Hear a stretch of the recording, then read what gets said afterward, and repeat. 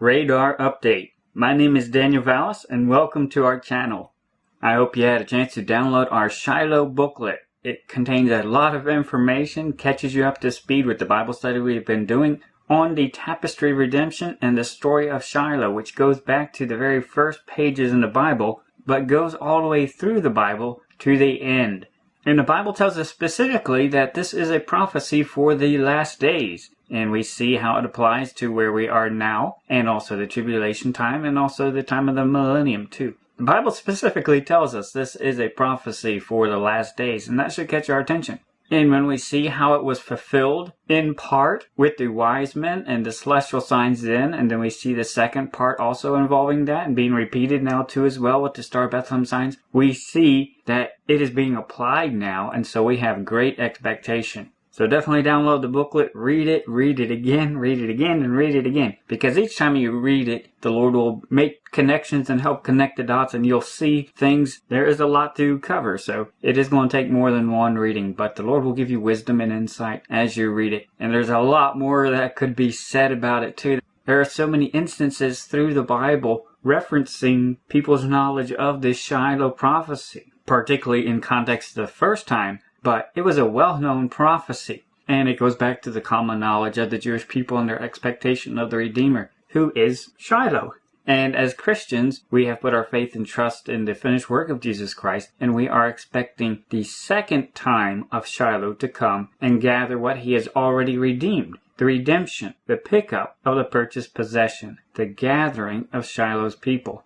And we've been particularly studying and learning about this constellation and the celestial sign, and learning about constellations as a whole too as well. They are groupings of stars. They are not connected dots. It is not a lion walking on stilts. A constellation is a grouping of stars. It's the grouping as a whole, but the stars of the first and second magnitudes and third, those generally make up the recognized shapes that help us identify the constellation area. But the stars in that whole area and group are the constellation, not just what's connected with the dots. All the major stars in that constellation area of the sky are part of the constellation. That is the constellation. It's the group. And the major stars readily stand out. So the major stars in the constellations are very well established, particularly older ones like Leo and the Woman and Hydra that we've been studying too as well. The grouping of these stars are very well known, and the general shape of the first order magnitude stars is recognizable in the night sky as an animal shape.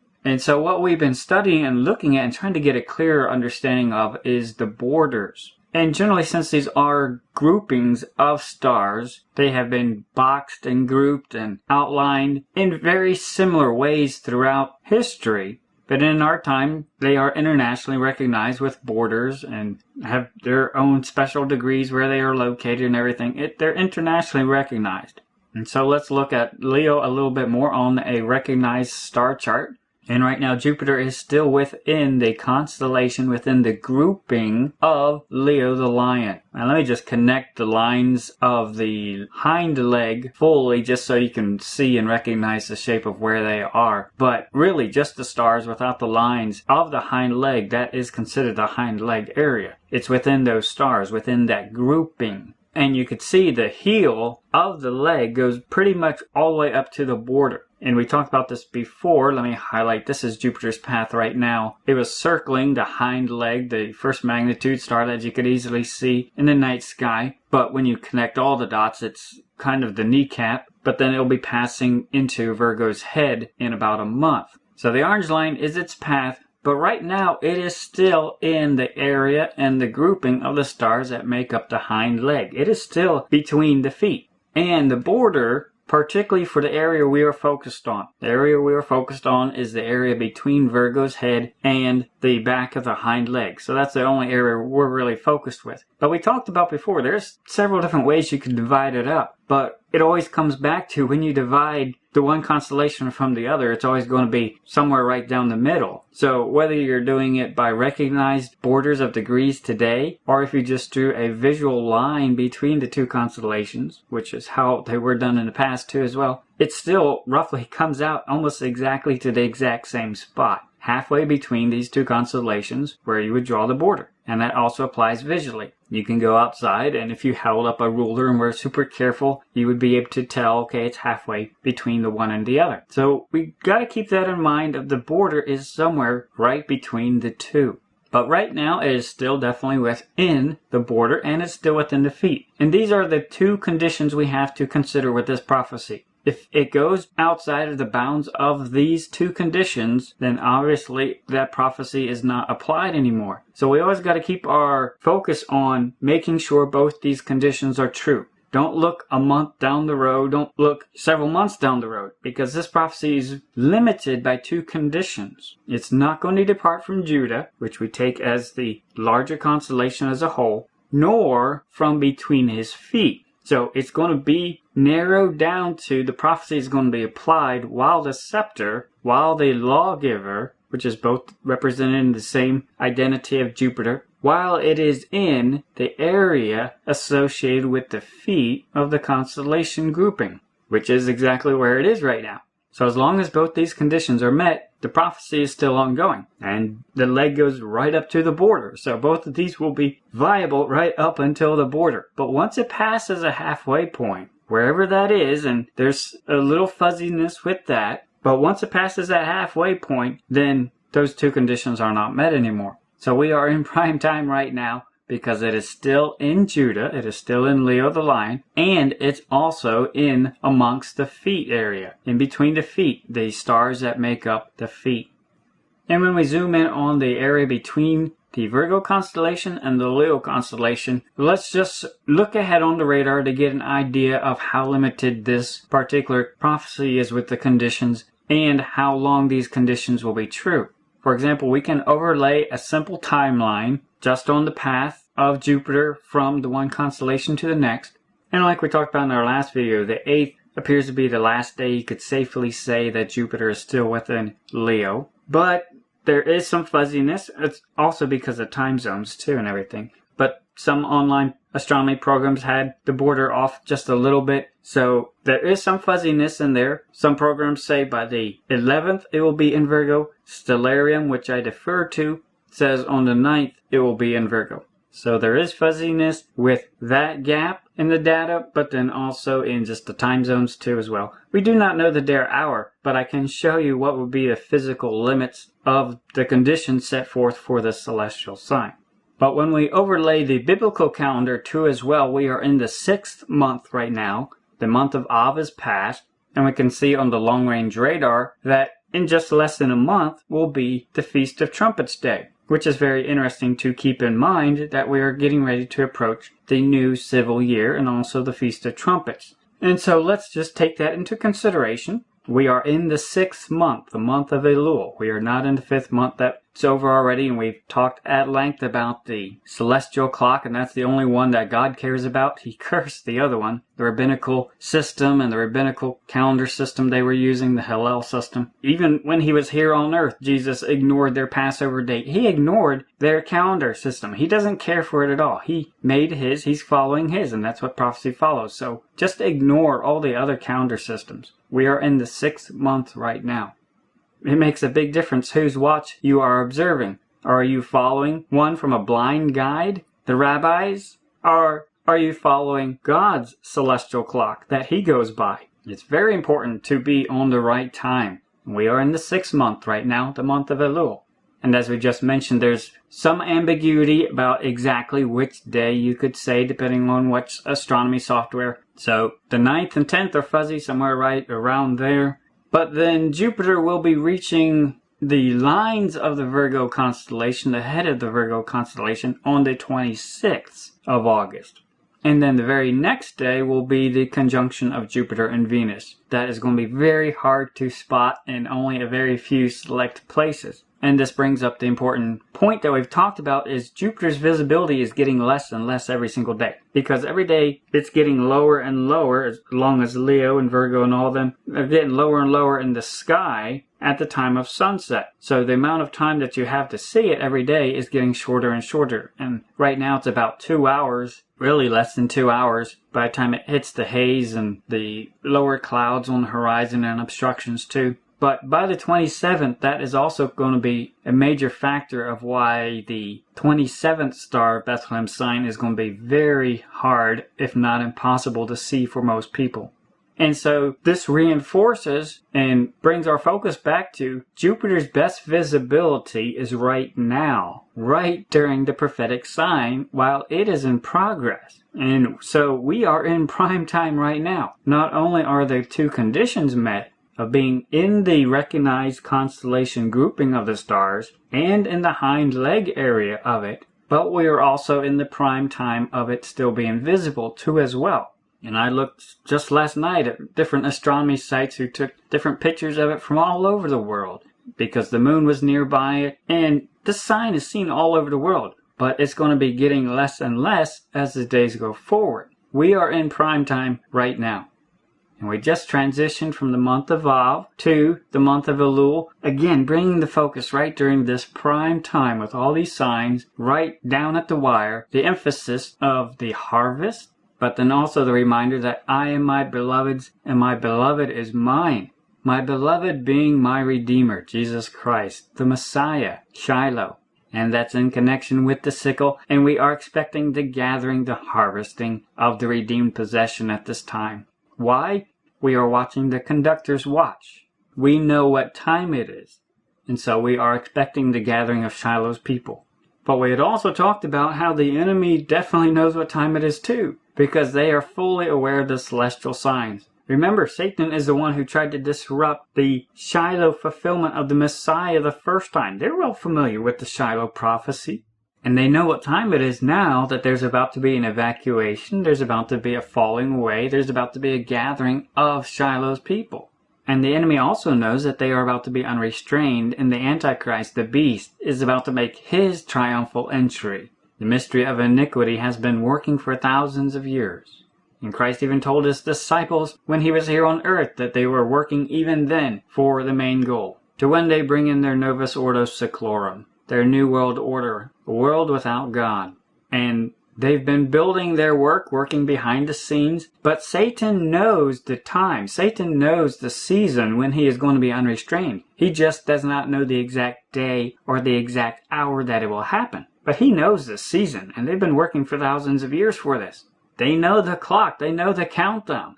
The celestial arrangements now, and even the Revelation 12 sign, those were known thousands of years ago. Satan knows full well what time it is, and even in the Bible, the demons, when they were talking to Christ and were making references about was he going to judge them before the time, because they know what the prophetic clock is, because they know the time. They know the time frame, they know the season, they know when their judgment is, they know when about they're going to be unrestrained. The mystery of iniquity has been working for this time for a long time. They know what time it is, and they've been getting their disciples ready. And we talked about several months ago how the last Feast of Trumpets started the civil calendar year of 5776. And right at the midpoint of this year, 5776, was when Jupiter was the brightest, right near the hindfoot of Leo the lion, and perfectly lined up symmetrically with Purim and Passover on the biblical calendar that we've been looking at. This year is so unique, but Satan knows it is too on his calendar that they've been following and using to message their disciples. When we looked at the celestial calendar, we talked about this back in March and April, on the biblical calendar that goes by the celestial events, not rabbinical stuff that they make up. When we follow the conductor's watch, we see that the enemy also knows that it is the correct time as well. They were doing identical messaging on the exact same days of the triumphal entry, the triumphal palm entry, on the exact same day as the calendar system we were observing. We talked about this all before, but then we also pointed out how the enemy was messaging strongly the concept of Leo and Jupiter at the exact same time as this major pointing to of Jupiter by the hindfoot at the same time too as well. Because they know the clock and they're pointing subtly their disciples to it. They're expecting another lion. They're not expecting the Lion of the tribe of Judah. They're looking for the adversary. But you may remember they were making a big deal about Leo at the exact same time getting an Oscar Awards, which also references the Egyptian god. But then we talked about how the Dolby Theater, where the Oscar Awards are given out, they have a gigantic serpent right in the courtyard there, right through a gigantic gateway that points directly at the Hollywood sign that they use to cast a spell and distract the world. But they have a massive Ishtar gate, stylized from Babylon with the fallen angels and the lions from Babylon too as well. And the Bible even talks about Nebuchadnezzar from Babylon, referenced with lions. And that's who he used to destroy the temple the first time. But the Ishtar gate is by itself also associated as a lion's gate, because architecturally it was flanked by two large walls of lions. And so it should not surprise us that Hollywood, the whole concept of Hollywood in distraction and entertainment, is to prep the world and precondition the world for the arrival of another lion, the adversary, the destroyer, the one who is coming to kill and destroy. The Bible warns us, be sober, be vigilant. Do not be distracted by what the world has to offer, what the world is going to use to condition you with, what the world is going to use to program you with. Do not be distracted by it. Do not become punch drunk mentally on what the world has to offer. Be sober. Be mentally sober. Be vigilant with what you bring into your house and your life and your home and your family. Be vigilant, because your adversary, the devil, as a roaring lion, walketh about, seeking whom he may devour. That's why Satan makes Hollywood. That's why he makes all these things to destroy your testimony, to destroy your faith in Christ, to condition the world to turn away from God, to turn away from the things God loves, to turn away from the things that God calls us to do, to turn our heart away from what God calls us to be, so that we will not shine bright. The world is expecting the beast to make his triumphal entry very soon, because they know what time it is, because they are paying attention to the celestial clock. The world has known about the celestial signs and the stars for thousands of years, going back to the Sumerians with their major city of Ur in the Chaldees. And the Bible even references how that was a hotbed of astronomy and studying the stars, and a lot of distortion of the understanding of what the pictures represented. But then the Bible also tells us that Abraham came right out of that major city too as well, because he was an astronomer. And that's common knowledge among the Jewish people. They know quite well the background of their founding father, literally, their great-great-great-grandfather. The mystery of iniquity has been preparing for this time, in the last days, for a long time. And we noted several months ago how this big push for Leo and the Oscar with the pyramid work, which is the logo of the Academy Awards, they were making this big push at the exact same time. And they were emphasizing and bringing attention to how he was given a golden Oscar, but then how this particular fan group collected silver jewelry and melted it down and made a silver Oscar. And it was very reminiscent of the story of the golden calf in Exodus. And we talked about this before. Right at the same time as the movie Gods of Egypt. Satan has been doing a lot of messaging, getting his disciples ready, because they know exactly what time it is. They know the importance of Leo and Jupiter right now. They know full well what time it is. That's why they've been putting out all the messaging about gateways and arches all of a sudden, and putting a big push over the past few months, getting their disciples ready and telling them that time is running out.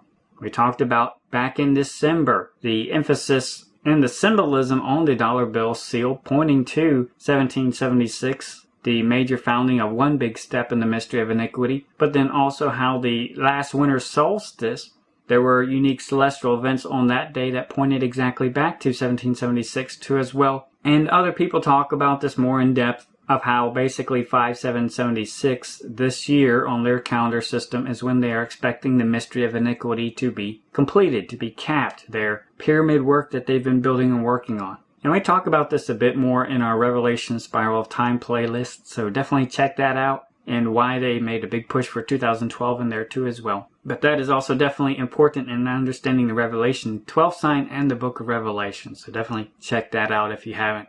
Right in March of 2016 this year was a big push of the enemy drawing attention to the celestial sign, but is also the celestial sign drawing our attention that we need to pay attention to the hind feet, because time is running out on the prophetic clock, and these two conditions will only last for a certain time, and there is no plan B. This particular set of celestial signs will not be repeated, and the enemy was definitely drawing attention to it at this exact same time, which was at the same time as the total solar eclipse too as well. So there is a lot drawing our biblical Christian attention to this time, and that time was running out on the celestial clock, but the enemy was also drawing attention to it as well. At the exact same time, they were promoting how Everybody's Gone to the Rapture, that video game, was getting British Academy Film Award nominations. And they're really drumming that up, bringing attention to that video game, Everybody's Gone to the Rapture. At the same time, they're bringing attention to Leo and Jupiter at the same time as a total solar eclipse,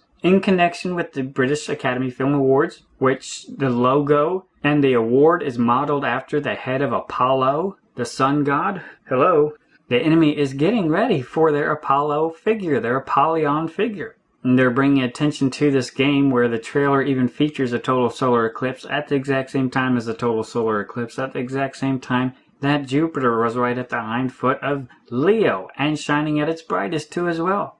And they mentioned that this game, Everybody's Going to the Rapture, and they were making the connection. Hello, there's going to be a falling away in connection with the sign with Leo and Jupiter. They are expecting the rapture. They are expecting the restraining force to be removed out of the way. But they mentioned how the previous game that they developed, called Dear Esther, was said to be Rapture's spiritual predecessor. And we noted at the time that Purim was just shortly before this. They were making a point of emphasizing that. And near the same time, Leo also got a BAFTA award too as well, the head of Apollo, tying these concepts and the symbolism together. Everybody's Gone to the Rapture, a game about transformation and being changed. The enemy is conditioning the world that this is about to happen. We've talked about this before with other videos and other films and series that they've put out too as well. And this game, Everybody's Gone to the Rapture, was the #1 selling game in the PlayStation Store last September. The #1 selling game. They are really cranking up the conditioning and the messaging. But it should catch our attention even more that they brought attention to Everybody's Gone to the Rapture game at the exact same time that Jupiter was right at the foot of Leo. At the same time, they're pushing Leo emphasis too as well. Because this video game, Everybody's Gone to the Rapture, was launched on August 11th. Almost a year ago exactly. And they were drawing attention to this at the exact same time they were drawing attention to Leo and Jupiter. August 11th.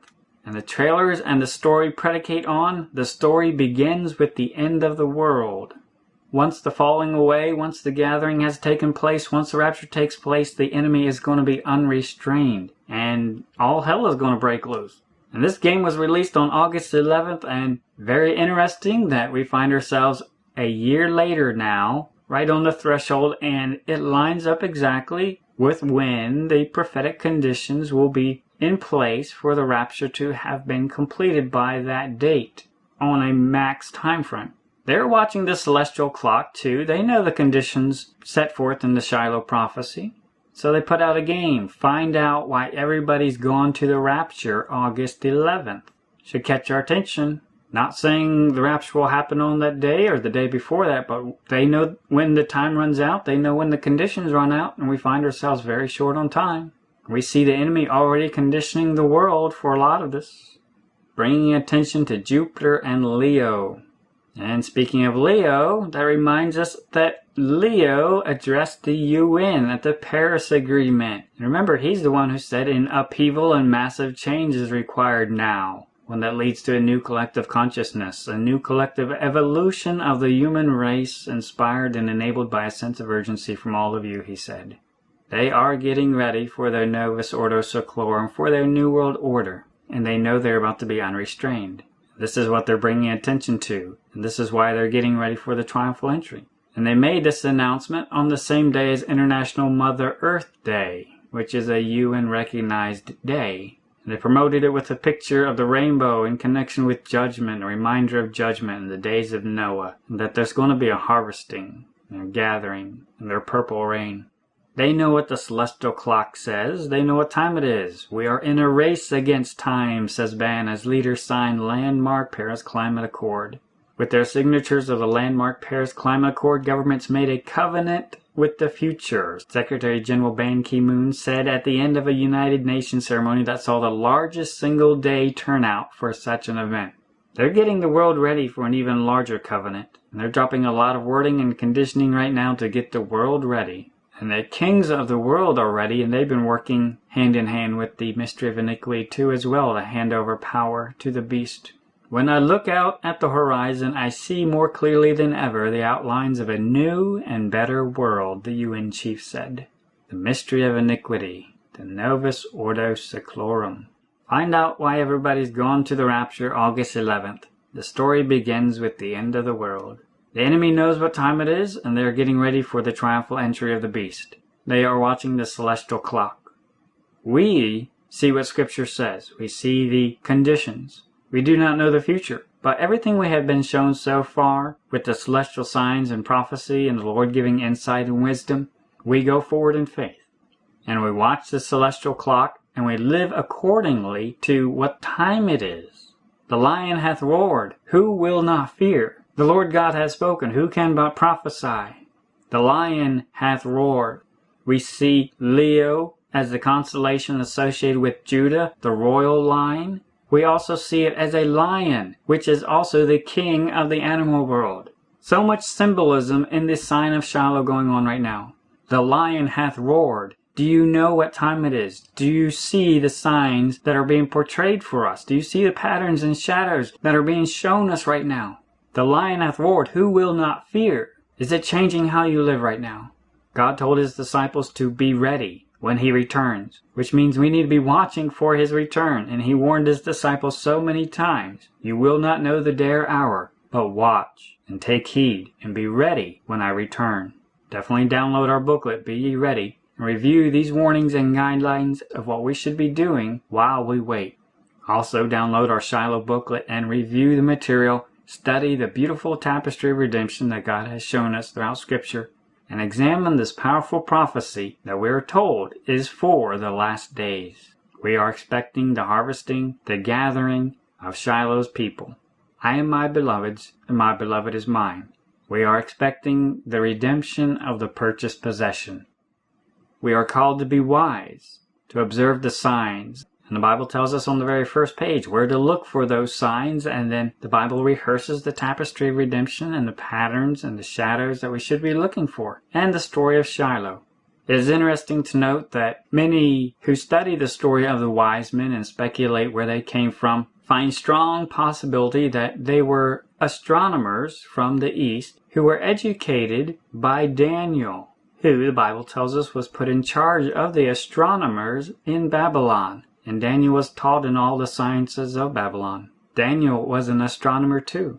And he was also given wisdom and insight by God of the future prophecy. And he taught others of the signs in the heavens and to look for the scepter. And that is what the wise men looked for, the star that came out of Jacob. The stories that Abraham was familiar with and passed on down through his generations to his children and great-grandchildren. The story of redemption, that God would provide himself a lamb. That Shiloh would come, that he would gather his people. Let us be like the wise men. Let us study what the Bible tells us to look for, where to look for, and let us make sure we are looking at the conductor's watch and going by the conductor's watch, because we want to be ready for our departure. We want to be wise. We want to be shining bright. We want to be busy about things for eternity. We want to be watching. We want to be where we're supposed to be. We want to be wise, not foolish. When we hear the lion roar, when we hear the trumpet call at midnight, behold, the bridegroom cometh, go ye out to meet him. Let us rise up, let us trim our heart and life, and let us shine bright for Christ. Serve him first and highest above all else. Maranatha.